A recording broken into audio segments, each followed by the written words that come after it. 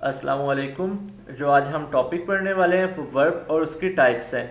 मेरा नाम मियां से ज़ुबैर है और मैं आज आपको ये टॉपिक पढ़ाने वाला हूँ। हम स्टार्ट लेने वाले हैं वर्ब की डेफिनेशन से। वर्ब्स को काफ़ी तरह से डिफ़ाइन किया जा सकता है, तो उनकी कुछ डेफिनेशंस मैंने जो उनसे इधर कोट की हैं ताकि हमें वर्ब की जो सी है एक प्रॉपर समझ बूझ मिल जाए। तो हम फर्स्ट डेफिनेशन से शुरू करते हैं कि any word which shows the action और work done by the subject is said to be a verb. कि कोई भी ऐसा वर्ड जो कि कोई सब्जेक्ट कोई एक्शन परफॉर्म कर रहा है या फिर कोई काम वो कर रहा है उसको एक्सप्रेस करे वो वर्ड, तो वो क्या होगा? वर्ब होगा। और जो दूसरी डेफिनेशन है वो बता रही है कि a word use to describe an action state और any occurrence is called verb.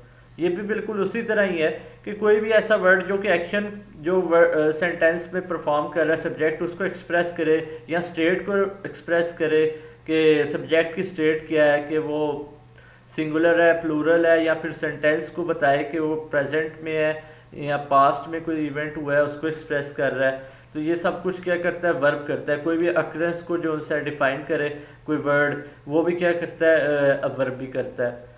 A word that asserts something about the noun and the subject. Third definition भी यही कह रही है कि कोई भी ऐसा वर्ड जो कि नाउन या सब्जेक्ट के बारे में कुछ भी बता रहा है तो वो क्या है? वर्ब है। ये तो इतनी मतलब आप कह सकते हैं कि इनफॉर्मल सी डेफिनेशन है। अब एडजेक्टिव भी होते हैं, वो भी जो से हैं नाउन के मीनिंग को इन्हेंस करते हैं, लेकिन जो वर्ब होता है वो उसके क्या बता रहा होता है? एक्शन को बता रहा होता है।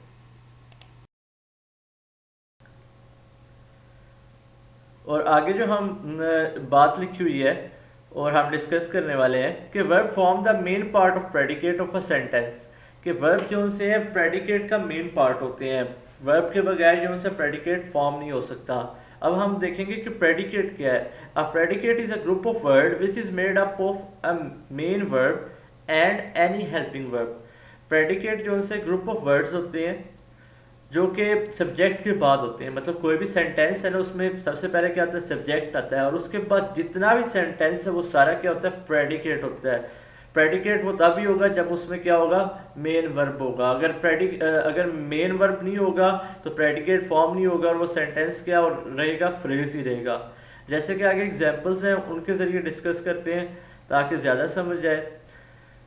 फर्स्ट एग्जांपल में Alia works in a shop. अब आलिया किधर काम कर रही है? शॉप में काम कर रही है। अब इधर जो आलिया है वो सब्जेक्ट है और बकाया तमाम जो उसका सेंटेंस है वो क्या है? प्रेडिकेट है।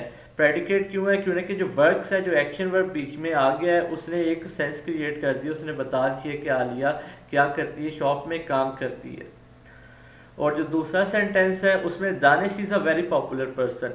अब आप कहेंगे सर इसमें तो एक्शन वर्ब तो है ही नहीं, ये किस तरह जो उनसे प्रेडिकेट फॉर्म हो गया? आपने सारा रेड से हाईलाइट भी किया हुआ है। ये इस वजह से जो उनसे हो गया क्योंकि इज़ क्या है? वो हेल्पिंग वर्ब भी तो है। हेल्पिंग वर्ब मतलब वो एक वर्ब की जो सी सब कैटेगरी तो है। तो इस वजह से क्या है? वो बता रहा है, मतलब अब दानिश की वजह से इज़ यूज़ हुआ हुआ है। Danish is a very popular person. अगर आप इस बीच में से निकाल दे Danish a very popular person, ये तो सिर्फ फ्रेज रह गया। तो इस वजह से मतलब क्या है? प्रेडिकेट फॉर्म हो रहा है। हेल्पिंग वर्ब से भी प्रेडिकेट फॉर्म होता है और मेन वर्ब से भी प्रेडिकेट फॉर्म होता है। अब हम मूव करते हैं टाइप्स ऑफ वर्ब पर। Types of verb, two types of verb हैं। एक फाइनाइट वर्ब्स हैं और दूसरे इनफाइनाइट वर्ब्स हैं। फाइनाइट वर्ब्स की जो उनसे आगे से फर्दर टाइप्स हैं जो कि एक्शन वर्ब, हेल्पिंग वर्ब और लिंकिंग वर्ब है। और इसी तरह इनफाइनाइट वर्ब्स की भी फर्दर जो सी हैं आगे थ्री टाइप्स हैं जो कि जेरेंड, इन्फिनेटिव और पार्टिसिपल्स हैं। अब हम टाइप्स ऑफ वर्ब पढ़ने वाले हैं। टाइप्स ऑफ वर्ब में हम पहले फाइनाइट वर्ब्स और इनफाइनाइट वर्ब्स को डिफाइन करेंगे और इसके फर्दर पार्ट्स में जो उनसे है हम आगे जो उनको फर्दर बाद में डिस्कस करेंगे। पहले हम इनका मतलब एज अ होल डिस्कस करते हैं कि फाइनाइट वर्ब्स कौन से होते हैं और इनफाइनाइट वर्ब्स कौन से होते हैं। इनको मैंने बुलेट्स की फॉर्म में इनके कुछ करेक्टरिस्टिक्स लिखे हैं ताकि आप भी नोट डाउन कर लें और आपको भी याद रहे। और आगे जब हम इसको एग्जांपल्स के साथ डिस्कस करेंगे तो फिर जो उनसे आपको ज़्यादा समझ में आ जाएगी। फर्स्ट करेक्टरिस्टिक जो फाइनाइट वर्ब्स का मैंने लिखा है कि words that have definite relation with the noun और सब्जेक्ट। कि फाइनाइट वर्ब्स ऐसे वर्ब्स होते हैं कि जिनका जो उनसे डायरेक्ट रिलेशन होता है नाउन या सब्जेक्ट के साथ, मतलब जैसे ही सब्जेक्ट का या सब्जेक्ट के अंदर जो नाउन या प्रोनाउन है वो चेंज होगा, वर्ब भी उसके साथ क्या होगा, चेंज हो जाएगा। अब सेकंड कैरेक्टरिस्टिक जो फाइनाइट वर्ब्स का है कि indicative of singular plural subject, कि ये डिफाइन करते हैं कि सब्जेक्ट सिंगुलर है या प्लूरल है। अब वर्ब से ये पता चल जाता है, मतलब कॉन्टिन्यूस टेंस में इज एम है तो आपको पता लग जाएगा कि सब्जेक्ट क्या है, सिंगुलर है। और अगर आर है तो आपको पता लग जाएगा सब्जेक्ट क्या है, प्लूरल है। तो ये क्या है, उसको जो सा सिंगुलर प्लूरल को भी क्या करते हैं, उसको बताते हैं कि सब्जेक्ट आया कि सिंगुलर है या प्लूरल है। थर्ड बात ये है कि ओनली यूज इन प्रेजेंट और पास्ट टेंस, कि फाइनाइट वर्ब्स जो जिनकी प्रेजेंस सिर्फ होती है प्रेजेंट टेंस में होती है और पास्ट टेंस में होती है, फ्यूचर टेंस में नहीं होती। इसको हम फर्दर आगे जो सा एक प्रॉपर स्लाइड है उसमें बताएंगे कि क्यों नहीं होती।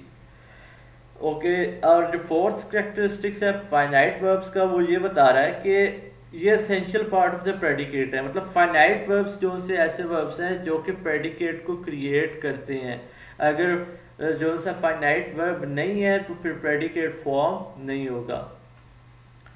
अच्छा, इनफाइनाइट वर्ब्स जो से होते हैं ये ऐसे टाइप्स ऑफ वर्ब्स होते हैं कि the words do not have a definite relation with the subject, इनका कोई ताल्लुक या वास्ता नहीं है जो से ना सब्जेक्ट के साथ, कि सब्जेक्ट चेंज हो रहा है या नहीं हो रहा, सिंगुलर है प्लूरल है। इनफाइनाइट वर्ब्स जो से हैं बिल्कुल वैसे के वैसे ही रहेंगे। सेकेंड कैरेक्टरिस्टिक्स है कि do not tell action perform by noun, ये भी नहीं बताते कि जो मेन का वर्ब का मेन पर्पस है कि ये परफॉर्म सब्जेक्ट कौन सा एक्शन परफॉर्म कर रहा है, ये इसका उससे भी नहीं होता क्योंकि ये मेन वर्ब्स नहीं होते। थर्ड है it does not change with the subject number, ये भी नहीं बताते कि सब्जेक्ट सिंगुलर है या प्लूरल है, सिंगुलर हो प्लूरल हो इनफाइनाइट वर्ब की जो सी है फॉर्म शेप स्पेलिंग सेम रहता है। थर्ड ये है कि may not be an essential part of predicate, finite verb जो से है ना ये तो प्रेडिकेट फॉर्म करते हैं। इनफाइनाइट वर्ब्स जो से होते हैं ना ये मेन वर्ब तो एक्ट करते नहीं है, ये एज एन एडवर्ब या एडजेक्टिव एक्ट करते हैं। तो इनका जो से इस जो से प्रेडिकेट की फॉर्मेशन में भी कोई इतना ज़्यादा अमल दखल नहीं होता। उसका पार्ट तो होते हैं लेकिन उसके एसेंशियल पार्ट नहीं होते, कि इनके बगैर भी काम चल जाता है।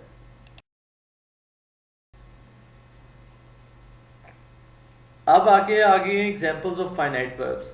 इसके नीचे मैंने फाइनाइट वर्ब्स के कुछ कैरेक्टरिस्टिक्स जो उनसे हैं बॉक्सेस बना के लिख दिए हैं कि इनका डायरेक्ट रिलेशन होता है नाउन के साथ, सिंगुलर प्लूरल जो उनसे नाउन का ये बताते हैं, उसके मुताबिक मतलब ये चेंज भी होते हैं और ये प्रेडिकेट फॉर्म करते हैं।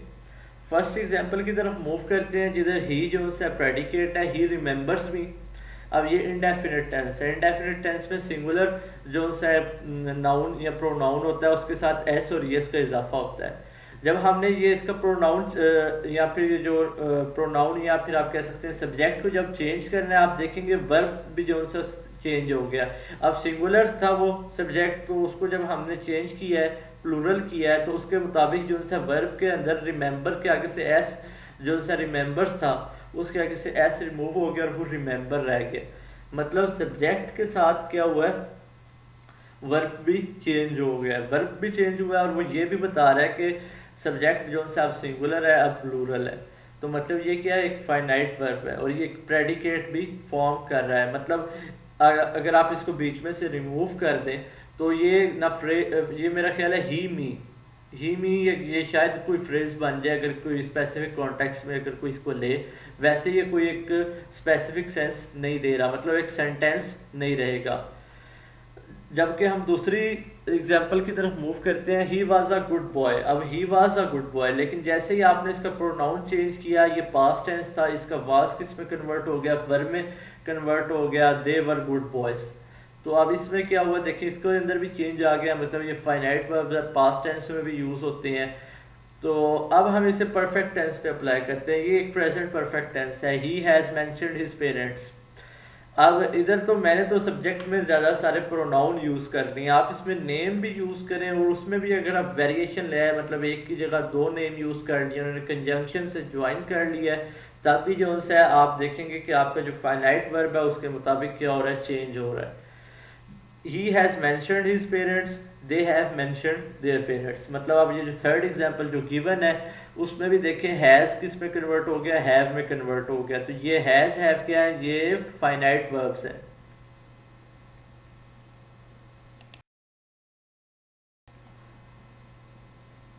अब बात आ गई फाइनाइट वर्ब्स और फ्यूचर टेंस की, जिसकी हमने उधर पहले भी बात की है। Finite verbs do not occur in future tense, क्यों नहीं आते?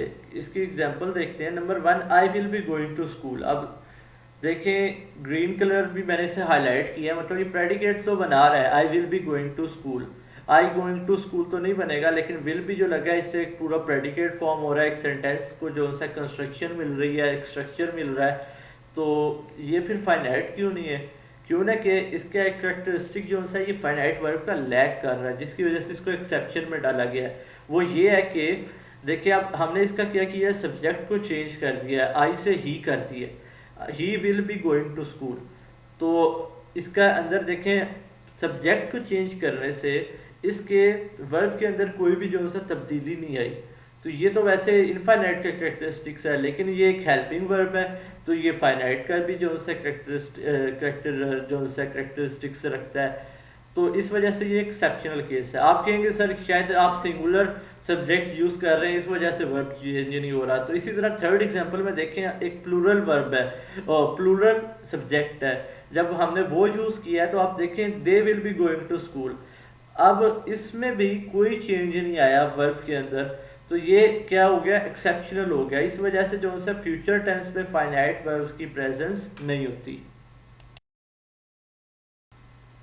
अब एग्जांपल आ जाएंगी इनफाइनाइट वर्ब की। इनफाइनाइट वर्ब आपको पता है एडवर्ब एडजेक्टिव की तरह एक्ट करता है, खुद तो ये मेन वर्ब का काम करता ही नहीं है, इसलिए ये प्रेडिकेट भी फॉर्म नहीं करता। ये इधर मैंने बॉक्स में लिखा हुआ है, may not form a predicate. और do not change with noun, इसको नाउन के भी मतलब चेंज हो जाए, नाउन मतलब सब्जेक्ट, सब्जेक्ट जो मर्जी आप रख लें।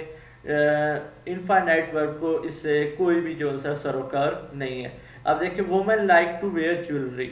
अब इसमें टू वेयर जो है ना ये क्या है, इसमें इन्फिनिटिव है, मतलब ये इनफाइनाइट वर्ब की एक टाइप है। तो इनको जब हम फर्दर डिस्कस करेंगे तो आपको ज़्यादा समझ में आएगी, लेकिन इधर एक ओवरव्यू में भी आपको थोड़ा सा बता देता हूँ। अब आपने इधर टू वेयर इसमें क्या है, वो वर्ब है, इनफाइनाइट वर्ब है।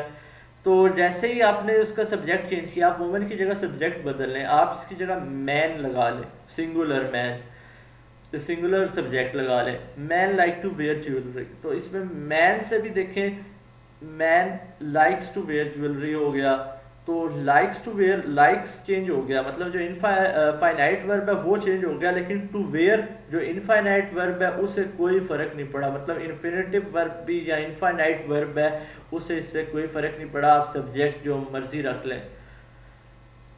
और अगर आप इसको सेंटेंस में से रिमूव भी कर दें तो तब भी सेंटेंस में कोई फर्क नहीं पड़ेगा। वुमेन लाइक ज्वेलरी, देखें मतलब सेंटेंस मुकम्मल है और बात कन्वे हो रही है। सेकंड में गार्डनिंग इज माय हॉबी।